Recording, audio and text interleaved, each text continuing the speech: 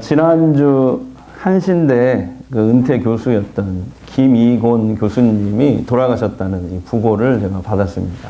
이분은 한국의 대표적인 구약 성서 신학자이십니다. 34년 전으로 제가 똑똑히 기억하거든요. 왜냐하면 제가 신학대학에 처음 입학해서 첫 시간, 첫 수업을 이분에게 받았거든요. 그래서 34년이 지났어도 기억이 나는데요. 첫날 이렇게 출석을 불러서 얼굴을 일일이 다 확인을 하시더니 이렇게 얘기를 하시더라고요. 수업을 하는 게 아니고 제군들 앞으로 목사가 되기 전에 먼저 사람이 되어야 됩니다. 또 이렇게 얘기를 하시는 거예요. 그래서 영성과 지성이 아무리 뛰어난 목사가 되더라도 인격이 글러먹은 목사가 되면 이미 그 사람의 목표는 실패할 게 뻔하기 때문이래요. 그런 예들을 막 얘기를 해주시더라고요. 그 기억이 나요. 첫날 첫 수업이라서 기억납니다. 그러니까 목회도 결국 사람을 만나고 다루는 일이기 때문에 목회자의 바른 인격과 사람됨이 가장 중요하다는 그런 뜻이었습니다. 자, 그런데 여러분, 하나님도 오늘 우리에게 똑같은 말씀을 하고 계세요. 이렇게 얘기했어요. 너희들이 지금 예배를 드리는 것보다 먼저 사람이 되어야 돼. 바른 예배자가 되라. 예배보다 바른 예배자가 되라. 이렇게 말씀하고 계세요. 우리가 하나님이 인정하시는 예배자, 하나님이 기뻐하시는 이 예배자가 되지 못하면 우리가 아무리 예배를 정성껏 드리고 그리고 최고의 예물을 드려서 하나님께 예배를 드려도 하나님은 그 예배를 쳐다보지도 않겠다고 하세요. 하나님은 우리의 예배보다 우리가 바른 예배자로 살아가는데 더 많이 관심을 갖고 계세요. 자, 그럼 하나님이 인정하시고 기뻐하시는 예배자는 어떤 모습일까요? 자, 오늘 본문에 보면 하나님께서 우리에게 요구하시는 예배자의 모습이 나와요. 그것은 바로 정의롭고 공의로운 사람이 되라는 거예요. 같이 해볼까요?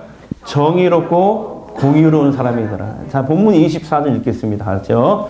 오직 정의를 물같이 공의를 마르지 않는 강같이 흐르게 할지어다. 아멘. 이 앞부분 21절부터 23절까지 보면요. 이런 얘기예요. 하나님은 우리의 예배보다 우리가 정의롭고 공의로운 사람이 되는 걸 더 기뻐하시고 더 원하신다는 걸 알 수 있어요. 이런 얘기를 하시거든요. 하나님 앞에 너희들이 큰 예물을 바치고 살찐 송아지, 그리고 여기 성가대 나오잖아요. 크고 화려한 성가대가 찬양을 하고 웅장한 악기, 비파를 다 동원해서 하나님 앞에 예배를 드려도 그 예배를 드리는 예배자가 평소에 살면서 정의롭지 못하거나 공의롭지 못하면 그가 드리는 예배를 하나님은 받지 않겠다고 말씀하세요. 심지어 이렇게까지 얘기해요. 그 예배를 미워하시겠다는 거예요. 그 예배를 쳐다보지도 않겠다는 거예요. 자, 다 같이요. 정의롭고 공의로운 사람이 되라. 옆 사람에 그렇게 한번 얘기해 줄까요? 근데 바라보는 눈이 너나 잘하세요. 그런 것 같아요. 자, 그렇다면 정의와 공의가 뭐냐? 정의는 히브리어로 미시파트예요. 이게 법정 용어인데요. 이런 뜻이에요. 옳고 그름을 잘 분별해서 억울한 사람이 없도록 판결하라. 꼭 재판이 아니더라도 우리 일상생활에 우리가 많이 판결하자, 우리 스스로가 그러잖아요. 이게 정의고요. 공의는 뭐냐면 히브리어로 체데카예요. 체데카. 이 단어는 이런 단어예요. 물론 하나님과 우리의 바른 관계도 공의지만 여기에서는 이 아모스 5장 24절에서 공의는 특별히 약자를 긍휼함과 사랑으로 대하고 섬겨라. 이게 공의예요. 약자를 긍휼함과 사랑으로 대하는 것. 그러니까 정리해보면 이런 뜻이에요. 정의롭고 공의로운 사람이 되라 그러면은 불의에 눈 감지 않고 선을 행하며 약자를 긍휼함과 사랑으로 대하는 사람이 되라. 할렐루야. 이런 뜻이거든요. 그러나 아모스 선지자가 활동했던 주전 8세기, 그러니까 지금부터 2800년 전 북이스라엘 백성들은 그렇게 살지 못했어요. 정의와 공의를 짓밟았어요. 불의와 악을 행했습니다. 이 지도를 보시면은 당시 북이스라엘은 이제 아모스 시대가 활동했던 이스라엘은 이제 남북이 분단된 시대, 지금 우리처럼 이렇게 남북이 분단된 시절인데 저 북쪽 이스라엘에서 활동을 했습니다. 하나님의 말씀을 대언했어요. 그때 당시 북이스라엘의 대통령이 누구였냐면 여로보암 2세 왕이었어요. 그가 통치하는데요, 얼마나 정치를 잘하는지, 주변 나라들, 지도를 보세요. 보시면은 주변 나라들을 정복하고요. 그 다음에 중개 무역을 너무 잘해가지고 북이스라엘을 부자 나라, 선진국으로 만들어버렸어요. 그러니까 오늘날로 여론조사를 해보면 아마 지지율이 상당히 높을 거예요. 그죠? 하지만 이때 북이스라엘 백성들은요, 어떤 상태였냐면 경제적, 정치적 번영 자체가 하나님의 축복인 양 여기고 사치와 방탕을 일삼았습니다. 그리고 세법을 악용해서 가난한 자를 착취했어요. 가난한 자의 것도 막 뺏었어요. 그 다음에 무전유죄, 유전무죄 해볼까요? 무전유죄, 유전무죄 이런 판결이 난무했어요. 누구나 돈과 뇌물을 주면요, 얼마든지 재판을 뒤집어 버릴 수가 있었어요. 그들의 신앙생활은 그저 장식품에 불과했습니다. 액세서리에 불과했어요.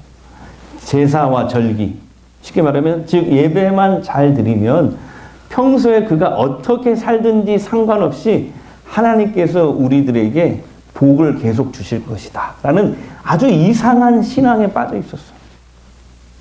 하나님보다 돈과 물질을 더 중요한 가치로 여겨서 이것을 위해서라면요, 하나님 외에 다른 우상도 얼마든지 수용하고 숭배하였습니다. 심지어 오늘 26절 말씀에 보면 어떤 신까지 섬긴 줄 아세요? 북이스라엘 백성들이? 26절에 나오는데 세상에 우주신, 예, 우주신, 토성신. 토성이 얼마나 뭡니까, 지구에서. 그 신이 이름이 나오죠. 식굿, 기윤. 이게 토성신을 가리켜요. 그 2800년 전에 사람들이 섬겼다. 세상에 이런 신까지 다 섬겼다니까. 돈을 위해서, 물질을 위해서. 이럴 때 하나님은 아모스 선지자를 보내셨어요. 그리고 불의와 거짓, 죄악을 일삼으면서 형식적인 예배만 드렸던 이 북이스라엘 백성들에게 예배보다 먼저 정의와 공의의 사람이 되라 라고 회개를 촉구하셨습니다. 만약에 너희들이 회개하고 돌이키지 않으면 너희들을 멸망시키겠다고 경고하셨습니다. 자, 27절을 다 같이 한번 읽어볼까요? 27절 말씀. 시작. 내가 너희를 다메섹 밖으로 사로잡혀 가게 하리라. 그의 이름이 만군의 하나님이라 불리우는 여호와께서 말씀하셨느니라. 아멘. 이 말씀대로 안타깝게도 결국 북이스라엘은 주전 722년에 아시리아의 멸망을 당하게 됩니다. 다 흩어져 버려요. 그래서 피가 섞여서 이 북이스라엘 백성들이 다른 민족이 돼버려요. 그게 사마리아 사람이 됩니다. 우리가 여러분 하나님께 정해진 시간에 이렇게 나와서 예배를 드리는 일 정말 귀한 일이에요. 그러나 우리도 만약에 하나님 말씀과 상관없는 이런 죄악과 불순종의 삶을 계속 살아간다면 하나님은 우리를 향해서도 똑같이 아마 말씀하실 거예요. 나는 너희 예배가 싫어. 미워해. 멸시해. 나 기쁘지 않아. 니네 예배. 보기도 싫어. 하나님은 예배보다 우리가 정의롭고 공의로운 사람이 되기를 더 원하고 기뻐하십니다. 오늘 우리는 아모스 선지자를 통해서 주시는 이 하나님의 말씀에 귀담아 들을 줄 알아야 돼. 지금 한국교회가 점점 쇠퇴하고 있잖아요. 아주 심각할 정도로 쇠퇴하고 있습니다. 그것뿐만 아니라 사람들에게 멸시와 조롱의 대상이 되고 있는데 바로 이런 것 때문에 그래요. 하나님의 말씀은 행하지 않으면서 형식적으로 주일날 와서 예배만 드리는 이 위선적인 모습 때문에 그렇지 않을까요? 자, 그렇다면 우리가 정의롭고 공의로운 사람이 되는 것은 구체적으로 어떻게 하라는 걸까요? 첫째, 공정함을 지켜나가는 것입니다. 다 같이요. 공정함을 지켜나가는 것. 이거예요. 억울한 사람이 없는 사회, 기회가 누구에게나 균등하게 주어지는 공정한 사회를 만드는 일에 우리 그리스도인들이 앞장서 나가는 것이죠. 수요일이 이제 국회의원 선거 날인데요. 우리 그리스도인 모두가 빠짐없이 투표에 참여하는 일도 사회의 정의를 지켜나가는 왜냐하면 대한민국은 이제 투표를 통해서 사회의 불이나 잘못된 것을 얼마든지 고쳐나갈 수 있거든요. 지난주 여론조사 공표 금지 날이 수요일이었잖아요. 그래서 화요일까지 각종 여론조사에서 여러분 잘 아시다시피 조국 전 법무부 장관의 돌풍이 거셌습니다. 근데 우리 그리스도인들이 여기서 이 대목에서 좀 주목해야 될 부분이 있어요. 그 뭐냐면 이거예요. 20년 후에, 30년 후에 우리 사회의 주역이 될 2030 세대는요, 지지율이 거의 나오지 않았다는 것입니다. 왜 그럴까? 그래서 많은 정치 평론가들의 말을 종합해 보면요, 이거더라고요.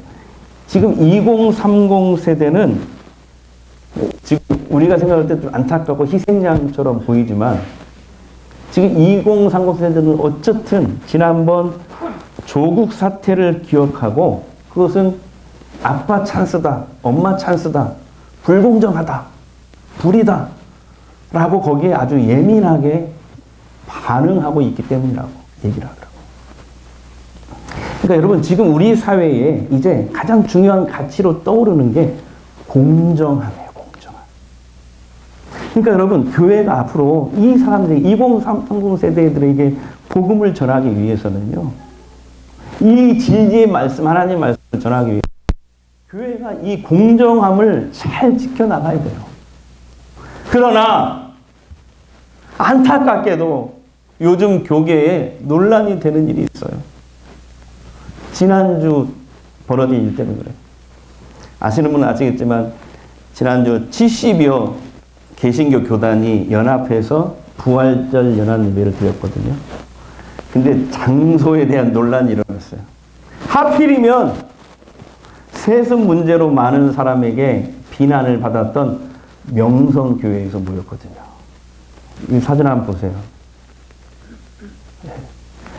교회에서 세습은 교회의 공정함을 무너뜨리는 일이잖아요. 아니 생각해보세요. 하나님 앞에 똑같은 기회를 얻어야지. 누구는 목사 아버지를 잘 만났다고 이렇게 큰 교회 담임 목사직을 세습받으면 교회가 어떻게 세상을 향해서 공정을 외치고 정의를 외칠 수 있겠습니까? 저는 생각해보면 저는 흑수저더라고요, 보니까. 예. 그래서 이렇게 대성광교회 담임 목사까지 됐잖아요. 흑수저에서. 별로 이렇게 아멘을 안 하죠. 아니, 세상은 안 그래도 지금 금수저니 흑수저니 하면서 갈등하고 있는데, 한국교회가 이 명성교회 부자 세습에 면죄부를 주려고 하는 것인가 하는 논란이 일어나고 있습니다. 또 있어요. 이날 논란이 또 있어요. 그날 대통령과 주요 정치 인사들이 참석했거든, 이 예배에. 한번 보세요. 성찬을 하는 사진인데요. 근데 이런 논란이에요. 세례도 안 받고 무속신앙에 의지하는 분에게 성찬을 남발할 정도로 한국교회는 지금 하나님보다 권력이 더 중요하고 소중하냐? 아니면 기독교 세를 좀 과시하고 싶은 거냐? 하는 이런 논란입니다.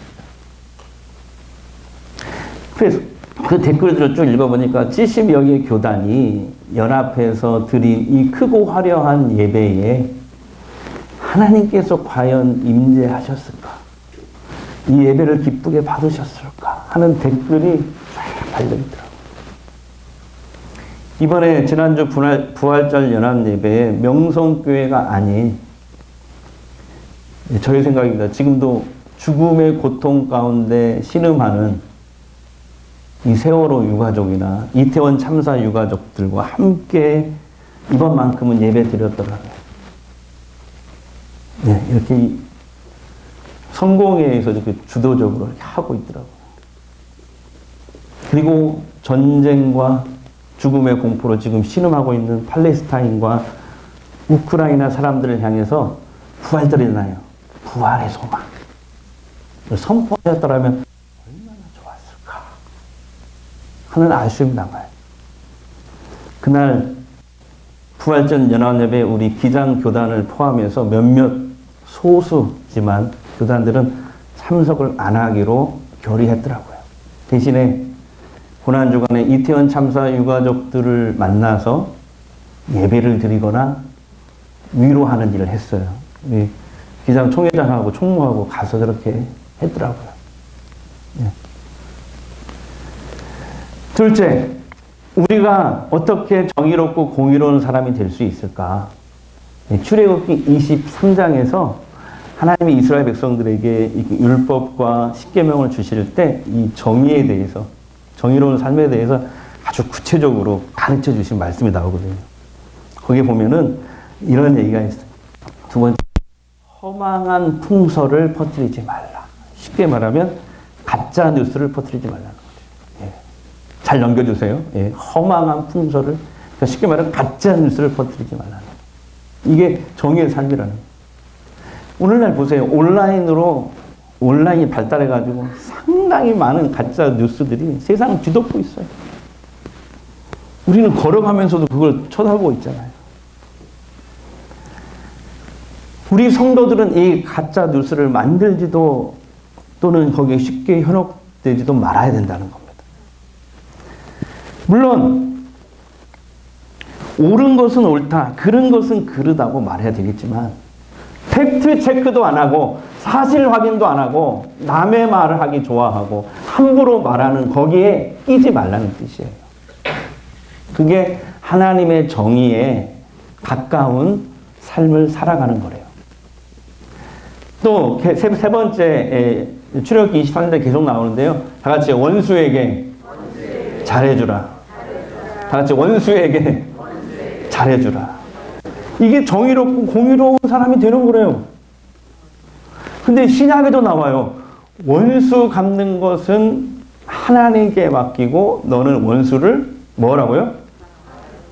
축복하고 또 축복하라. 그래서 이런 얘기 있어요. 원수가 줄이면 먹이고 목말라 하거든 마시게 하고 나귀를 타고 넘어지면은 일으켜줘라. 근데 솔직히 참 실천하기 어려운 말씀이에요. 원수에게 잘해주는 것이 어떻게 하나님의 정의와 공의를 실천하는 일이 될까? 지난주 제가요, 이 영화를 봤어요. 다큐멘터리 영화인데, 길 위의 김대중. 혹시 보셨나요? 네, 2시간짜리. 이 영화를 봤는데요. 그는 한국의 진정한 민주주의와 정의를 실현하기 위해서 군부 독재와 비폭력으로 맞서 싸운 사람입니다. 그게 김대중이에요. 근데 그 과정에서 박정희와 전두환 군사 정권의 표적이 됩니다. 특히 전두환 신군부가 김대중에게 광주사 때 광주 항쟁의 주모자로 몰아요. 그래서 내란 선동죄로 군사법정에서 사형을 선고합니다. 그런데 김대중은 그게 나오더라고요. 그날 군사법정에서 최후의 진술을 이렇게 하더라고요. 이 나라에는 독재 세력도 있고 민주 세력도 있습니다. 그런데 그 어떤 한 세력이 다른 세력을 억누르고서는 우리나라의 민주주의나 정의는 이루어질 수 없습니다. 우리는 두 번 다시 불행을 없게 하기 위해서 양 세력이 서로 대화하고 용서해야 합니다. 자기에게 지금 사형을 선고한 그 군사법정에서 용서해야 된다고 얘기를 하는 거예요. 그게 김대중이었어요. 그리고 이제 감옥에 이제 갇히게 되는데 언제 사형을 당할지 모르는 이 공포에 두려움에 시달렸다고 해요. 이름 부르면 이제 그날이 가는 날이잖아요. 그 옥중에서 이휘호 여사에게 옥중 편지를 쓴 것이 쭉 나오더라고요. 내가 그거 보고 울어버렸어요. 이런 얘기 있어요. 우리는 주님이 맡기신 이 길을 계속 가기 위해서라도 원수를 용서해야 합니다. 그래서 김대중은 한국의 진정한 민주주의와 정의가 실현되기 위해서 하나님 말씀대로 원수를 용서해야 가능하다고 본 거예요. 그의 이런 정신은 어디서 나왔을까요? 기독교 신앙에서 나왔습니다. 감옥에서 그렇게 성경을 많이 보고 기도를 하면서 많은 책을 읽으면서 죽음의 공포를 이겼다고 나와요. 그 이휘호 여사에게 쓴 옥중 편지가 쭉 나오는데 나 깜짝 놀랐어요. 완전 기도문이에요, 기도문. 이게 편지가 아니고 기도문이에요. 자, 다 같이요. 무조건 편들지 말라. 네. 출애굽기 23장이 또 나오거든요. 편드는 것은 세상의 정의를 많이 어그러뜨리는 것 같아요. 나는 진보, 너는 보수, 너는 저쪽, 나는 이쪽. 네. 진영 논리라고. 진영 논리 한번 빠지면은 저 사람이 아무리 옳은 얘기를 해도 소용없어요. 그리고 대부분 세상 사람들은요, 무전 유죄, 유전 무죄라고 외치면서 강한 사람, 부한 사람 편을 들거든요. 옳고 그름은 중요하지 않아요. 누가 더 강하냐. 그래서 그런 얘기도 있잖아요. 이긴 사람이 내 편. 근데 하나님 백성은 그러지 말라는 거예요. 그건 정의가 아니라는 거예요. 어떤 사안을 놓고 이것이 옳으냐 그르냐를 따져야지 강하다고 무조건 편들고 또 반대로 가난하다고 무조건 편드는 일도 하나님이 원하는 일이 아니래요. 그건 정의와 공의를 행하는 삶이 아니라고 말씀하세요. 우리 교회가 매달 그 조금씩 후원하는 시골에 작은 교회가 있어요. 경남에 창녕에 동광교회라고 있거든요. 우리 교회가 이렇게 작지만 이렇게 후원을 하는데 시골 교회예요. 열악한 교회인데 제 4년 후배 목사님이 목회를 하시는데요. 지난번에 이렇게 전주에 왔더라고요. 그래서 이제 제가 밥을 사주면서 얘기를 들었는데 그 황당한 일을 겪었다고 하면서 저한테 얘기를 해주는 거예요. 웃으면서. 뭔 얘기냐 그랬더니 몇 년 전에 그 정말 교회에 어려운 일이 생겼대요. 그래서 뭐냐 그랬더니 교회당 지붕이 샜대요. 비가 막 새가지고 여러 교회에 지원을 받아서 지붕 공사를 했대요. 근데 이제 돈이 없으니까 영세 사업체 사장님에게 맡긴 거예요. 근데 그분이 누구를 데리고 왔냐면 외국인 노동자를 데리고 온 거예요. 근데 공사를 했어요. 근데 외국인 노동자가 뭐 얼마나 공사를 잘하겠어요. 지붕에서 떨어진 거예요. 그 높은 지붕에서. 그래서 몇 년간 혼수 상태가 된 거예요. 근데 그 사장님이 도망간 거예요. 그냥 사라져버려서 어디로. 근데 목사님이잖아요. 그러니까 그걸 나몰라 할 수도 없고. 너무 걱정해가지고 힘들어가지고 누굴 찾아가냐면 자기 동기 중에 친한 친구 목사. 외국인 노동자들을 위해 사역하는 자기 친구 목사에게 찾아가 상담을 했대요. 근데 어느 날 고소장이 딱 날라오더래. 그러니까 그 상담한 친구가 보낸 편지예요. 그 목사가 운영하는 외국인 노동자 센터에서 그 친구의 이름으로 고소를 했대요. 그 찾아가서 너 나한테 왜 이래? 진짜 친한 친구였대요. 물으니까 야 사장은 도망갔고 어쩔 수 없이 너를 고소했다. 친구는 친구고 응? 약한 사람 돕는 것은 돕는 거니까 그렇게 얘기하더래요.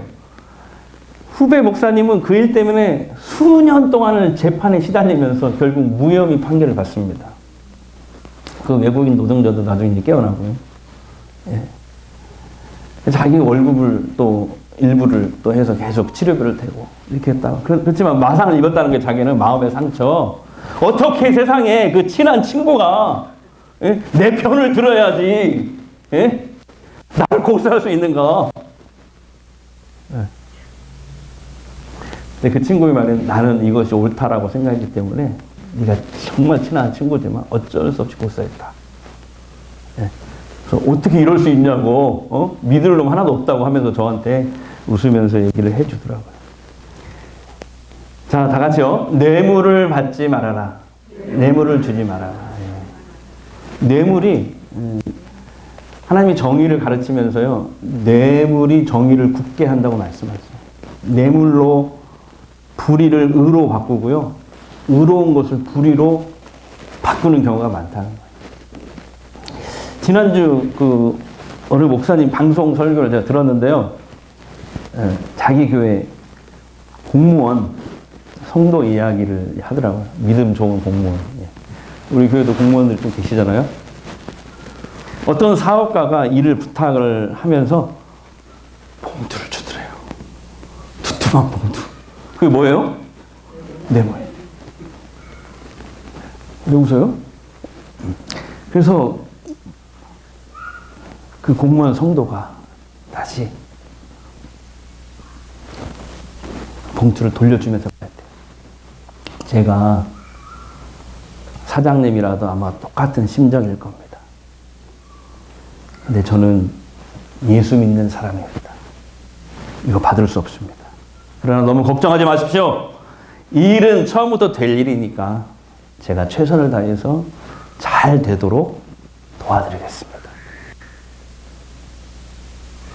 여러분, 하나님은 예배보다 우리가 정의롭고 공의로운 사람 되기를 더 원하고 기뻐하십니다. 사랑하고 존경하는 전주 성광교회 성도 여러분, 우리가 하나님께서 기쁘시게 받으시는 예배를 드리기 위해서는요, 먼저 우리가 하나님이 기뻐하시는 사람이 되어야 돼요. 하나님 기뻐하시는 예배자가 되어야 돼요. 다 같이 예배보다 예배자가 되라. 오늘 말씀대로 정의롭고 공의로운 사람이 되십시오. 다시 한번 여러분에게 정의롭고 공의로운 사람이 되세요. 그게 뭐예요? 옳고 그름을 잘 분별하여 불의에 눈 감지 않고 선을 행하며 약자를 사랑으로 돌보고 품는 하나님이 기뻐하시는 사람, 그런 예배자가 다 되시기를 주의 이름으로 축원합니다. 완전하신 나의 의의 길로 날 인도하소서. 행하신 모든 이 주님의 영광 다 경배합니다. 예배합니다. 찬양합니다. 주님만 날 다스리소서. 예배합니다. 예배합니다. 찬양합니다. 찬양합니다. 주님 홀로 높임 받으 예배합니다. 아멘. 예배합니다. 찬양합니다. 주님만 날 다스리소서. 예배합니다. 예배합니다. 찬양합니다. 주님 홀로 높임 받으소서. 이 시간 우리 한번 기도하기를 원합니다.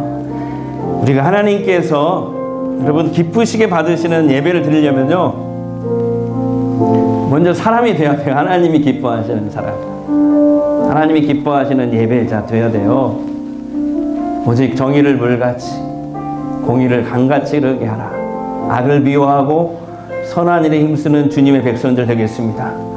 또한 억울한 사람이 없는 사회, 누구나 기회가 공정하게 주어지는 공정한 세상을 만들어가는 일에 우리들이 기도하며 앞장서 나가겠습니다.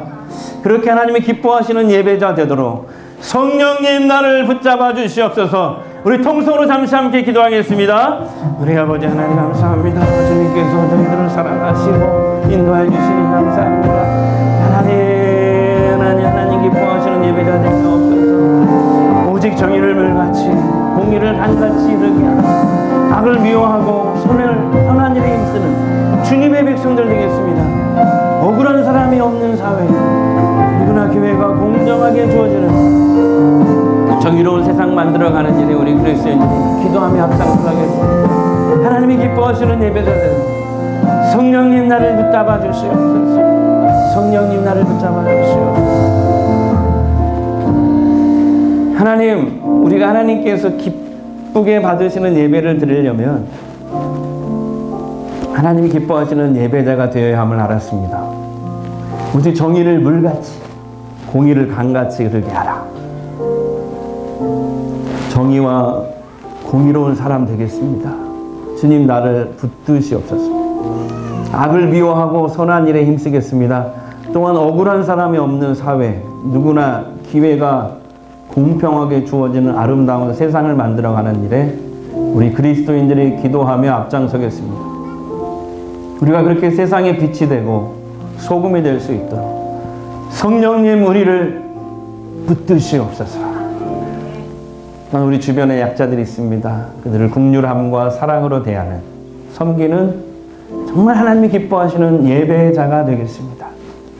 우리 모든 성도들이 그런 예배자 되어서 우리가 예배를 드릴 때마다 하나님의 임재와 사랑이 나타나고 그 은혜와 능력을 경험하는 매주 살아있는 예배를 경험하게 하옵소서. 이제 치유기도 하겠습니다. 아픈 곳에 손을 대십시오. 마음이 아프신 분은 두 손을 가슴에 대십시오. 주님이 원하시면 이 시간 어떤 질병이라도 치유됩니다. 이 시간 예수 그리스도의 이름으로 선포합니다. 예수의 이름으로 명하노니 우리를 묶고 있는 모든 두려움이 떠나갈지어다. 절망은 떠나갈지어다. 질병은 떠나갈지어다. 우리를 우울하게 하고 낙심케 하고 좌절케 하는 모든 어둠의 영은 예수의 이름으로 저주받고 떠나갈지어다. 특별히 기도합니다. 하나님, 이태정 권사님 이제 예수병원에 입원하였습니다. 하나님, 담석에 돌이 있어서 그 돌을 제거하기 위해서 수술을 받으려 합니다. 하나님, 약해진 그의 마음을 붙잡아 주시고 성령님 의사 선생님들의 손을 붙잡아 주옵소서. 깨끗이 치료함 받게 하여 주시옵소서.